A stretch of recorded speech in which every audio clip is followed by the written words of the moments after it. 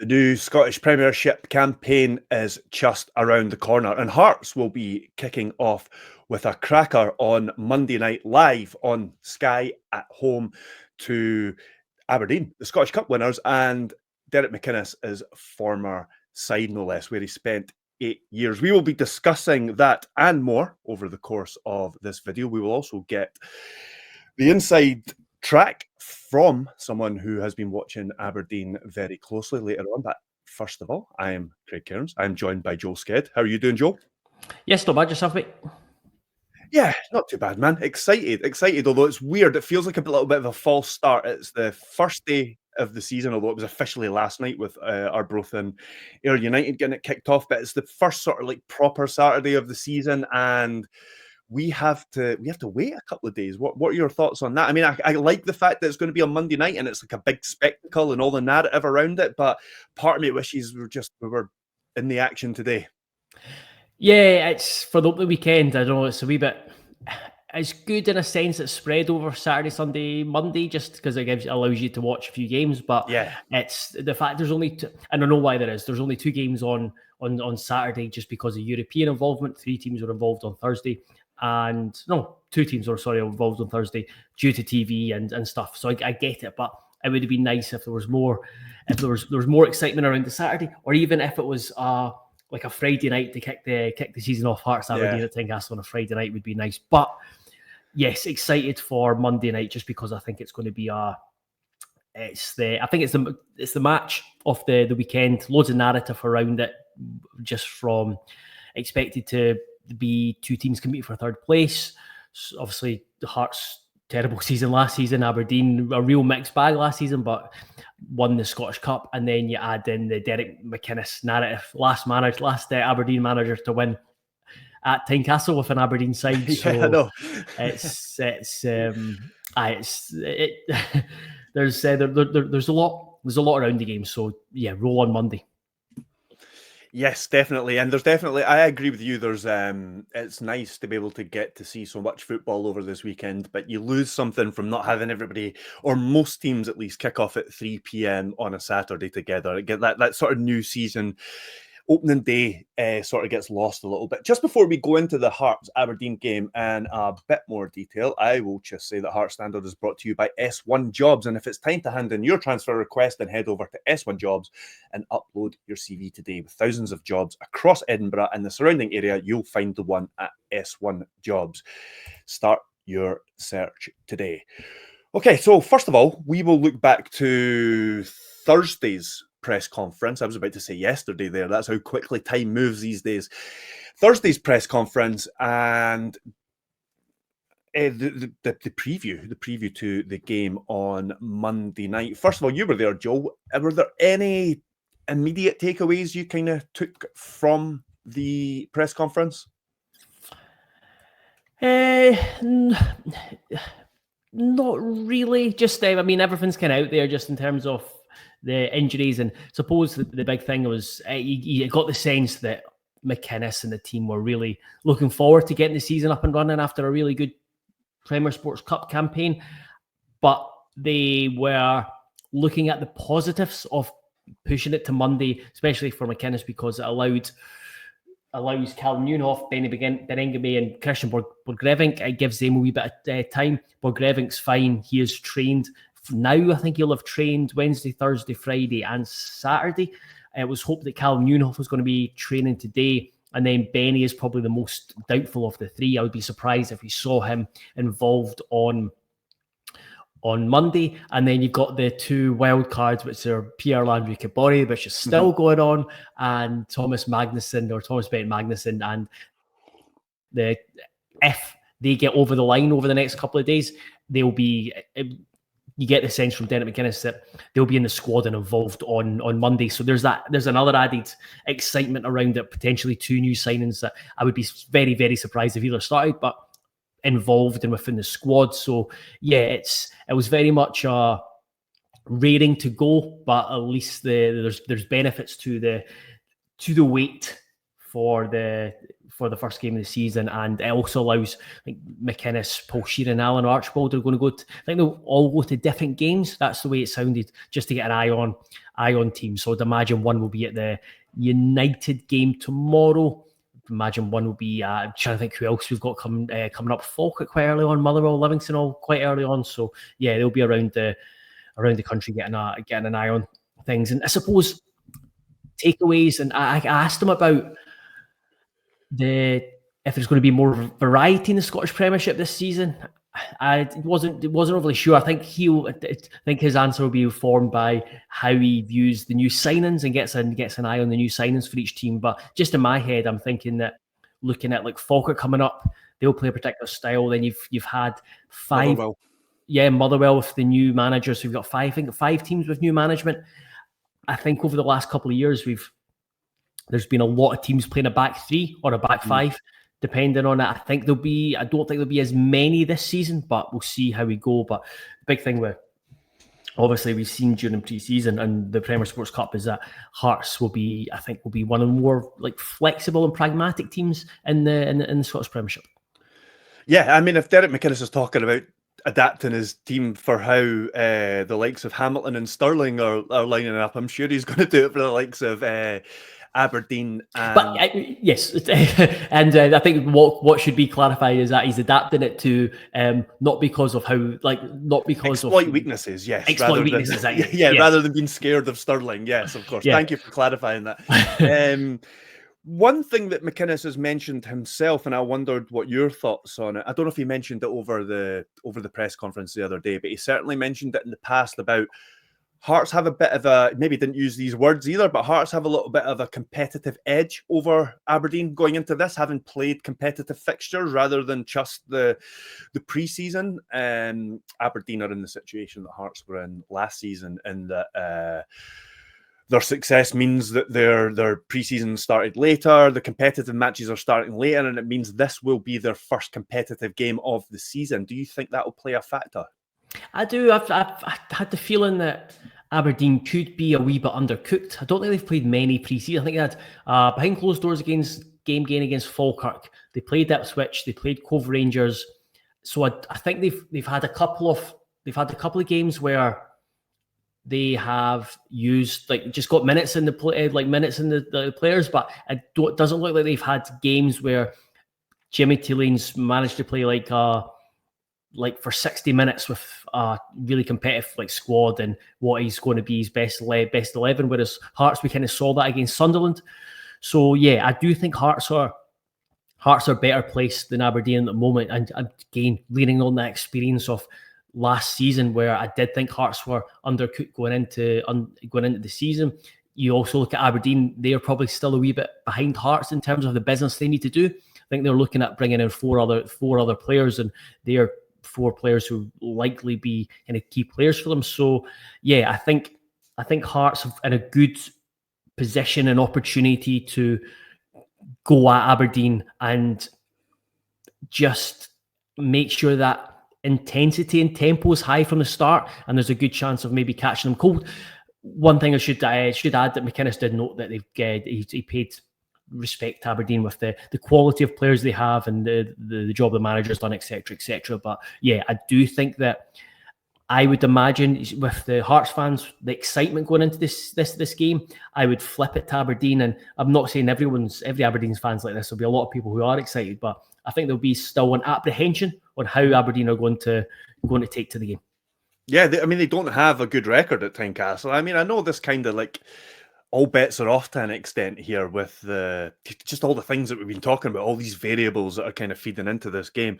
But yeah, I think if I was an Aberdeen fan, I would be going into this one with a little bit of trepidation, having not seen my team in a competitive game and seeing how Hearts have done, albeit in friendlies and against lower league opposition. Let's move on to the team news. I think we've kind of already flirted around the subject, but skirted around the subject. I don't think you can flirt around the subject. 3 players that we think would or could have been in contention to start, whose fitness is up in the air. Christian Borchgrevink, Benny Beningame, and Callum Nieuwenhof. Now, we think that Christian Borchgrevink is the most likely to start out of those three. Then it's maybe a bit of a flip of a coin with Nieuwenhof, depending on where he is, and then things maybe aren't looking so great for Benny Beningame going into this game. Do you disagree with any of that? No, I agree. I think the most likely to start will be Borchgrevink, and then I think you will have, no doubt, I've not read your predicted 11, but no doubt discussed it. Then I think the big question mark is whether it's going to be Callum Nieuwenhof and Blair Spill in the midfield, because I think we were both of the assumption, and I'll caveat this with, I have no idea, and I don't think any of us will have any idea what McInnes is going to do from game to game, but I think we're both of the assumption that Hearts will go with a back three. Mm-hmm. Yeah, just because... Oh, sorry, you go. Carry on. No, I was just to follow up. Then, if people wonder, like, why the reason for is played with that against Sunderland, but also you look at where brought in the wide players and the fact that Carjota and Kiziridis played in the bounce game on the Wednesday. It's clear that McInnes still need to get up to speed. Whereas, so they're still getting minutes in their legs because Carjota hadn't played since May, and then Kiziridis had a stop-start bet at the start of the Premier Sports Cup, so they'll be more used as impact. Whereas he's got three excellent centre backs. Any of the three centre backs he chooses, really nice balance there. So that's why I'm confident there'll be a back three. Yeah, I agree. He's still sorting out the wide areas. They're sort of, as you said, there are some still getting up to speed and things like that. What it does mean, relatedly though, is that assuming that Hearts do start with the back three, Borchgrevink, Milne in the wing back positions, the midfield that we've spoken about, it does mean that there are game changers on the bench, and there's lots of different players for lots of different scenarios. Without Kabori being in the squad, you've still got Kabangu who can come on and make runs in behind tired defences. You'll have the wingers like you've just mentioned, Carjota and Kiziridis, who's really exciting people at the moment. There's a couple others that I probably the other strikers, Wilson, for instance. So yes, there are, because I'm assuming that Shankland and Bragg are going to start, but there are lots of options to change things there on the bench. Yeah, absolutely. And I'm just looking back at the game we played at Fir Park against Motherwell in the post Shankland on the bench. The pre-split game, and I was just looking at the bench, and you had Kent, Halkett, Kingsley, Nieuwenhof, Devlin, Dander, Forrest, Shankland. It's actually a wee bit more attacking options than I thought. But there was a number of games last season where it just felt like there was too many defenders on the bench. Again, it goes down to there was a lack of balance across the team and a lack of choice. But I do think that's going to be a really key asset for Hearts this season, especially being able to use 5 subs and having so many different attacking options and options that allow you to just do different things and change things is going to be a huge help. And it also benefits having a bigger squad, that the fact that McInnes is going to use all these players and there's going to be certain players for certain times, that everyone, like, when the window shuts in September, I would imagine that squad that's there, basically everyone's going to be involved, and I think they'll feel involved.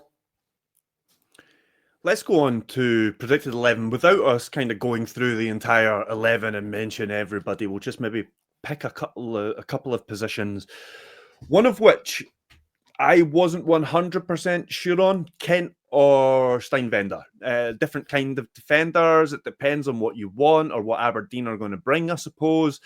I think there will be points in the season where Steinwender is preferred, but when Borchgrevink isn't playing at right wing back and maybe a winger is playing there instead, because then that gives you the flexibility to kind of move to a back four within the game. Can't see that happening with Borchgrevink at right wing back. So maybe with going by team selections and by form, probably be Kent ahead of Steinwender for this one. Yeah, I would agree with that, just on the basis of, again, Steinwender playing in the bounce game during the week. So I think Kent will think Kent will step into that. But like you, I think Stingvender will be a useful player for McInnes because of his versatility. And I wouldn't be surprised if Hearts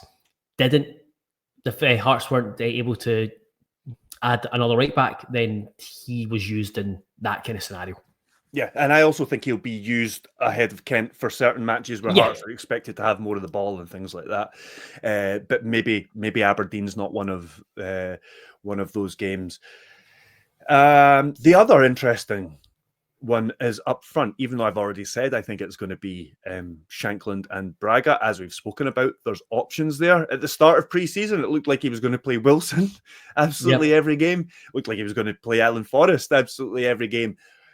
But it now seems to be, I don't know if there's any movement on this for you, Joe, but it does look like it's going to be Shankland and Braga. They're going to have the positions to lose going into the start of the season. Yeah, I think both have earned it. During pre-season. Braga, well, they're starting or coming off the bench. Wilson has been, I think he's been good. I was actually really impressed with his performance off the bench, probably more than anything off the bench against Sunderland, where I thought he did really well coming on, occupying defenders, some really good movement and runs. I think the way that the team have played is Braga and Shankland at the moment gives you a nice mix, and something that McInnes mentioned on Thursday about Shankland and how basically it was the priority signing or re-signing. Everyone that's all the other strikers can play with him. That's the big thing. He's going to be like the focal point, and then you've got two really good options for coming on against teams and freshening things up as in Wilson and Cabangu. So yeah, I've no doubt about little doubt about those two starting up front. I think Spittle's an interesting one. Don't think he's had the best pre-season, but I do think he will be a useful player throughout the season, especially. I kind of wrote about it, is that there's not been any signings to go into the midfield in terms of a more creative player, but that's what Spittle was 2 seasons ago with Motherwell. I think there's shown bits when he was playing in off the left last season that he's got that creative spark. He can score from distance as well. So I do think he'll be a kind of a valuable squad member for McInnes. It allows them to do different things.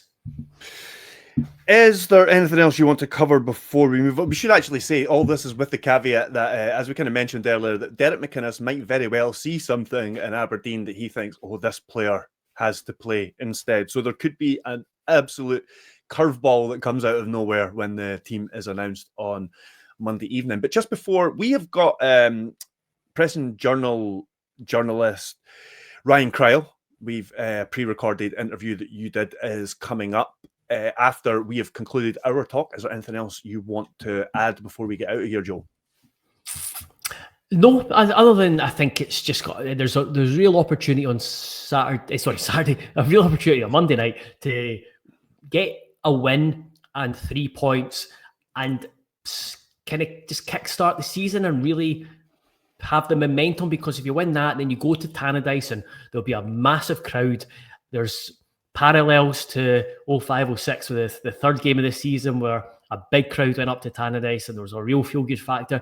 And you're also playing United on a Sunday after a trip to play Rapid Vienna.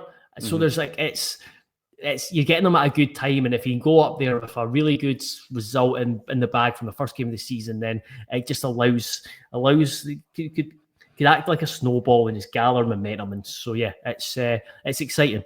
Just hopefully when we're standing outside Tynecastle at like 11 o'clock on Monday night, we're not a couple of depressed Dans. It's going to be quite the body blow if Hearts turn up and are absolutely shocking. Yeah.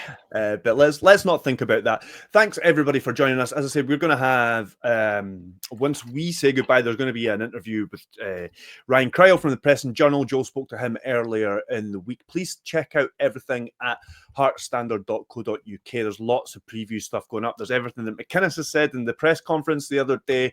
I have looked back on last season with the use of stats stats bomb and tried to find areas where Hearts can improve for the coming season. I'll let you know a wee secret, there was quite a few of them. And mostly attacking. Mostly attacking ones. Actually, surprising thing was they were actually okay defensively last season. And there is an exclusive interview with Hearts' young goalkeeper, Liam McFarlane, and his manager for the season at Alloa, Andy Graham. If you want to go check that out as well, please give us a subscribe if you can, and we will see you all soon. I have been joined by Ryan Cryle, a sports journalist who covers Aberdeen for the Press and Journal and Evening Express, to provide some expert insight into the Dons ahead of Monday's game. How's it going, Ryan? Yeah, not bad, Joe. What about yourself? Yeah, good. Just looking forward to the start of the proper football now. You've not had to endure the League Cup. It's no. We've had big to do team. that.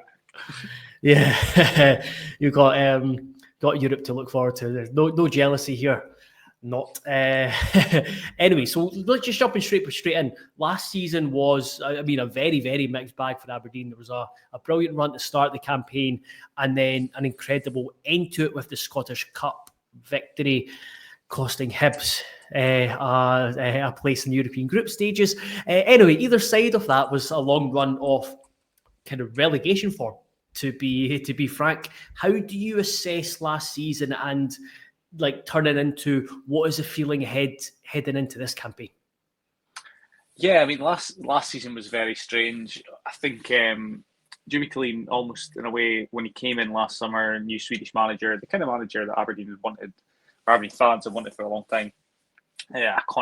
Try a continental manager, having had a few bosses that hadn't quite worked out in recent years. I think he was a victim of his own success in the sense that everyone was willing to be patient last season, but by going on that amazing unbeaten run at the start of the season, I can't even remember how many games it was, 12 games, 13 games, and then they also drew with Celtic. The expectations were raised so high at that point.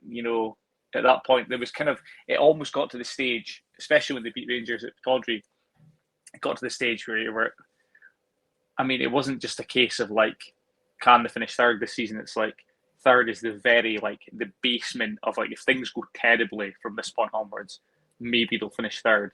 But they're looking good for second at this point in time, which is obviously pretty rare in Scottish football. But yeah, then the wheels just came off. I think there was a little bit probably of Jimmy Tillin's style of play, the sort of 4-2 or 4-2-3-1 he likes, the getting the ball forward quickly, the high pressing, the counter pressing.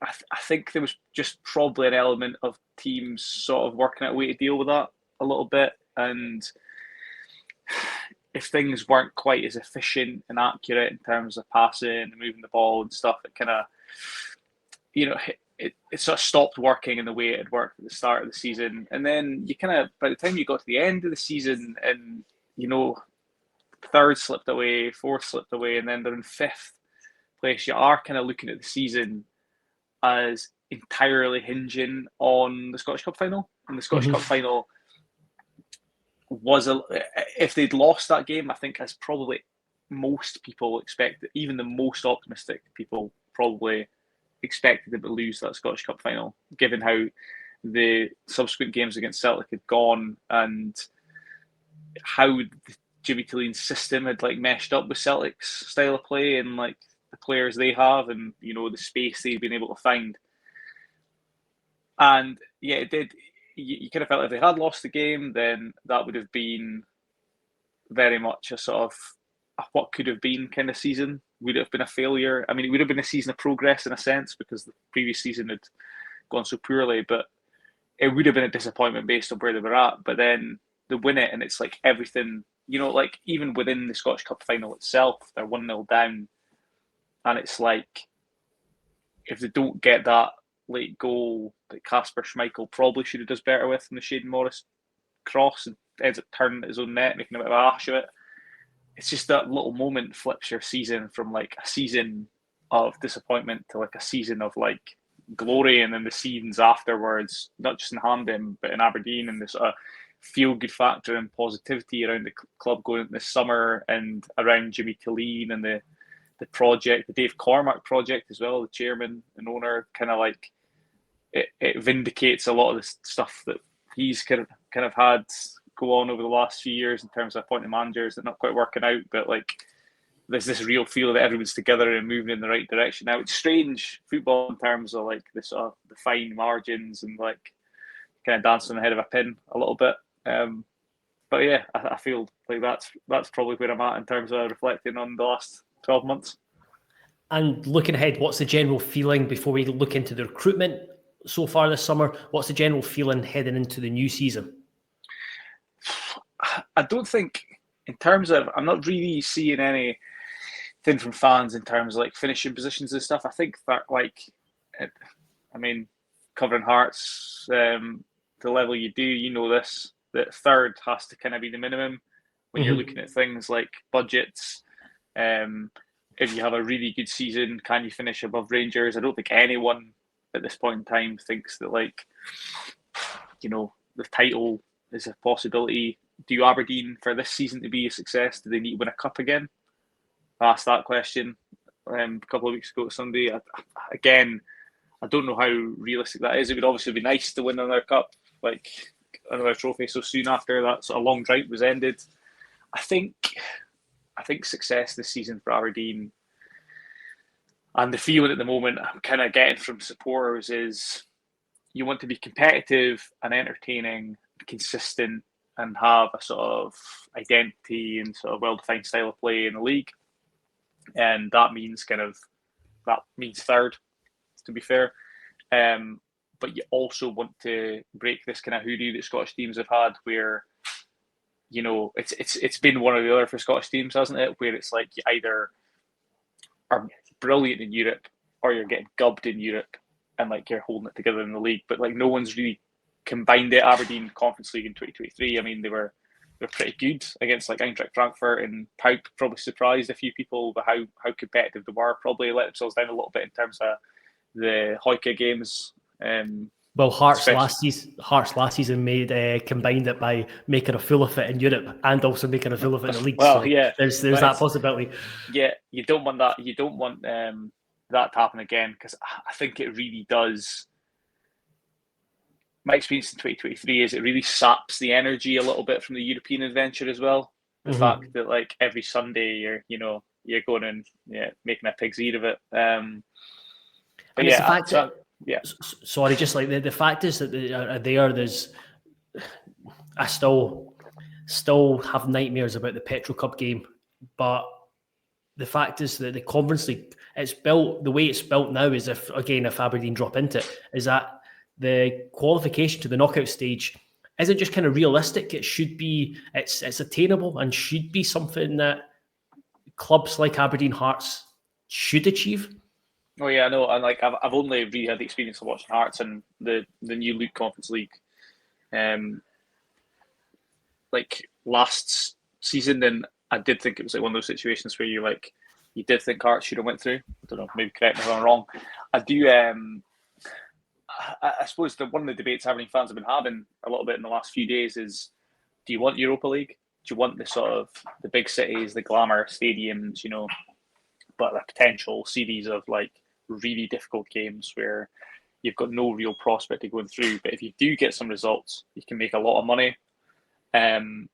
Or do you want the Conference League with a greater potential for wins, qualification, and by virtue of playing more games and getting further in the competition, you make that money that you would have otherwise made in the Europa League? I think it's difficult for fans to kind of be like, oh, I want my team to get knocked out of a playoff tie. I want them to lose a playoff tie. I don't think any fan would freely admit to that, but it's an interesting debate. I think though that supporters would enjoy, either of the competitions. It's a win-win situation. Yeah, with what's available with either competition. Kind of looking at moving on to the summer recruitment and players who have left. I'll bring up a graphic which shows the players who have come in so far. This is via Nary's Toe Poker, and the players who have gone out as well. So looking at the transfer business, Ryan, can you talk us through it and pinpoint the key players that maybe have left, but also the players who've been brought in who have looked good or ones to keep an eye on? In terms of leaving, I mean, I would say that the only key player that's probably left, I mean, two maybe, let's say, Jamie McGrath, Kevin Nisbet. Kevin Nisbet, towards the end of the season, really came on a game for Aberdeen, and I think most Aberdeen fans, if the deal could have been done, would have happily welcomed Kevin Nisbet back, because he did show he kind of got, he found his shooting boots again. He did score some really important goals for Aberdeen in that final part of the season. Jamie McGrath as well. I think he's a player that's kind of divided opinion with Aberdeen fans, and I don't think his sort of enduring reputation's been helped by the fact he's gone to a Premiership rival. I think that always sort of like poisons the well a little bit in terms of like your like what's made of your tenure at a club. But I think with McGrath, certainly when things were going well for Aberdeen, he was at the heart at the start of the season of everything that was good. Some fans would accuse Jamie McGrath of being a player that kind of like maybe goes into shell a little bit when they go and get stuff. But I do think he's a very talented player. I do think he's a player they've had to replace this summer on that sort of like either in the 10 or on the left side of attacking midfield. Still probably a signing to be made in that latter position this summer. In terms of players that have come in, though, I think the one everyone's really excited about, the one I'm certainly excited about most of all, is Nicholas Milanovic. Saw him for the first time against Ipswich Town on Friday night in the 3-1 defeat when he came on as a substitute. He was the A-League Player of the Year last season, playing for Western Sydney Wanderers. They got to the sort of the post-season in Australia, whatever that is. Right-sided winger, cuts in his left foot, loves a shot. Just every time he got the ball against Ipswich, it was like, I mean, maybe shoots too much, doesn't really, kind of gets the, don't know what you would call it, white line fever in rugby, but it kind of, as soon as he's within sight of goal, he's only got one thing in his mind. Another one that's quite interesting is Kjartan Mar Kjartansson, who is 18 and Icelandic, but looks about 40 and has played about 60 senior games already in Iceland, and is kind of like somehow he's ended up at Aberdeen, but he's the big hope of Icelandic football, a sort of defensive midfielder that, I described him yesterday as like a defensive midfielder who isn't just a pudding. He's capable of carrying the ball, playing a bit. So I think people are really excited about him. I don't know. I think it's probably one of those situations with him where it's like, if he's good enough this season, he probably could force his way into the team every week. But, he's got time on his side if he's kind of more of a slow burn, because Aberdeen do have a lot of midfield options. Cassini Yengi, on the other hand, he's come in, having left Portsmouth. Adil Ayuch, he's trying to sort of rebuild his career a little bit, come on loan from Sunderland. Cassini Yengi's a striker, if people don't know. And I think he's kind of, Aberdeen had Bojan Miovski before. He was like a complete forward, capable of taking the ball, run the channels, capable of being a target man if required and stuff, but like could do everything basically. Too good for Aberdeen. Cassini Yengi is very much a old school target man, big guy, lump the ball up to him, and he needs to sort of like knock it on or, trap it, bring other people into play. Don't think he did that well enough against Ipswich. I think he'll need to improve. But at the moment, even though Aberdeen have been linked to another striker, it looks like he's going to be the first choice striker from what I'm hearing this season. So it'll be interesting to see how he gets on. I mean, he did have, when Portsmouth were in League One, his goals helped him get promoted, and he did have a really good season before a serious injury, which sort of derailed the championship spell for Cassini Yengi. Adil Ayuch as well. A few good touches, played in the 10 on Friday night. But Ipswich sort of started to dominate the game, so we kind of drifted out a little bit. Fans will be glad as well to see Alfie Dorrington back. Scottish Cup winner. Whether the amount of centre backs at Aberdeen now suggests a few more sort of uses of the back three that they had in the Scottish Cup final, I don't know. Jimmy Clean's generally favour the back four, but Daunton, really, really good prospect, really good size, can play as well. So far, decent business, I would say, to this point. 4 more signings expected, though, which was a bit of a surprising number to me. But I actually talked out with someone earlier today for something for our own site, and maybe you can make a case for it. What about looking ahead to just the start of the season, and how will, kind of 2-part question, but how will Aberdeen look? When they turn up at Tynecastle on Monday, what do you think they will look like, kind of both kind of personnel and like style wise or system wise? And is there a fear that they could be slightly undercooked just because there doesn't seem to have been too many friendlies? Yeah, I mean, it's interesting, isn't it? Because it's 2 teams that come in with like completely different approaches. Yeah. In the Hearts have had that sort of League Cup campaign where you get to rack up the results unless you make a mess of it. But the Hearts haven't made a mess of it. They've got the momentum on their side. But again, it's a lower standard of opposition. Whereas like Aberdeen have gone the other way in picking their pre-season friendlies, and they've lost their last 2 pre-season friendlies against Fulham and Ipswich, but those are probably 2, although Ipswich are in the Championship now, those are probably 2 Premier League sort of quality there or thereabouts sides. So it'll be interesting to see how they're ready for it. I do think it's a really tough, especially at Tynecastle, the atmosphere you'd probably expect the first game of the season, and against are we calling the teams rivals? I say so. I think it should be quite a lively game, and it'll be a bit of a baptism of fire, to use a cliche for like a lot of the Aberdeen new boys, the ones that start. I would expect. I've kind of got 2 ways of thinking. I do think that if this was the subsequent game, the Celtic game, I do think I'd probably see more of a potential for like a 3 at the back. Mm-hmm.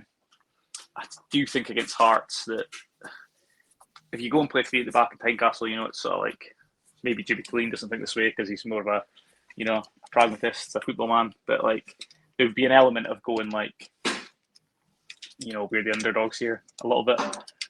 So I think I'd probably expect the 4-2-3-1. We'll take our game to you. You take our game. You take your game to us, and we'll see who comes out on top. So 4-2-3-1. I mean, in terms of players that are pretty much guaranteed to start, barring any injuries, you'd have Dimtar Mitov in goal. You'd have Alexander Jensen at right back. You'd have Mats Knuster at left centre back. You're probably looking at Alfie Daunton or Jack Milne at right centre back. In midfield, you're definitely going to see Leighton Clarkson. You're probably definitely going to see Antti Palaversa, I would suggest.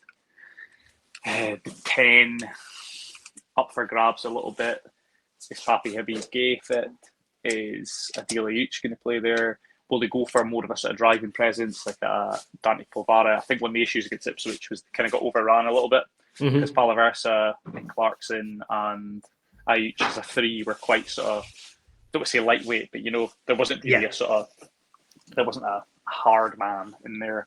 I think almost certainly the wingers will be Nicholas Milanovic on the right, and unless he's still considered not quite there and Shady Morris starts, but Toby Keskinen definitely on the left, and then up front Cassini Yengi. I think Aberdeen's problem position at the moment would be left back because they signed Emmanuel Gampi from Schalke. But he got injured in pre-season and he hasn't been part of the squad for any of the pre-season games so far. And based on what Jimmy Tillene said on Friday night, it was a bit vague about what the issue is and how long they can keep him out. But I really got the sense that we won't see him anytime soon. So I think at left back here, it's a toss-up whether you're talking about Graham Shinney or Nicky Devlin on the. It's you could also have Gavin Malloy, the centre-back, who's kind of a little bit of a favourite centre-back, but he's back fit again. I think they do have high hopes for him. But he's quite, for a centre-back, he's quite, he's not that tall and he's quite good with the ball and stuff and can pass a bit. He came on late on against Ipswich at left-back. So a few options there. It might depend who Jimmy Tilleen expects Hearts to play on the right-hand side because Malloy's left-footed, Devlin's right-footed, and in the Scottish Cup final, Devlin played left-back, but he was up against a player who likes to cut in Nicholas Kuhn and use his left foot. So it was horses for courses, to use a phrase that a fan used for me. And another interesting one, although I don't expect him to start, is Sivert Nielsen, who was obviously really influential for Aberdeen in the first part of the season last season, before he suffered a sort of freak training ground, really serious sounding eye injury. I don't know if he had a detached retina or they just thought he might have a detached retina and could potentially need an operation. But he was back in the squad. He's recovered on his own and back in the squad against Ipswich, came on. I don't think he's probably there to start, but if they were looking for a sort of, a hard man in midfield, they could potentially throw him in. But I don't know. That's kind of roughly what I think Jimmy Tilleen's thinking will be. I mean, to be fair with Jimmy Tilleen, he's a manager that sticks to a system. He's a manager that is pretty consistent in his team selections. And that looks to be Aberdeen's best 11 at the moment. Well, Ryan, thank you very much for that insight into Aberdeen. As you say, I think it's going to be a really interesting, especially if Jimmy Tilleen goes 4-2-3-1 and kind of plays the way he wants to play. And if it's two teams going at it, it could make for a fascinating encounter. And over the season, it could be a fascinating battle for third spot. But it's an important game, yeah. Yeah, it's an important game for kind of a statement game early on in the season. Yeah. And as the Scottish football rules suggest, not one of Aberdeen, Hibs and Hearts are going to make a mess of this season. So it'll be fascinating to see that unfold over the coming weeks and months. But thank you very much, mate. And I'm sure Hearts fans took a lot from that heading into Monday's game. Thanks so much and goodbye.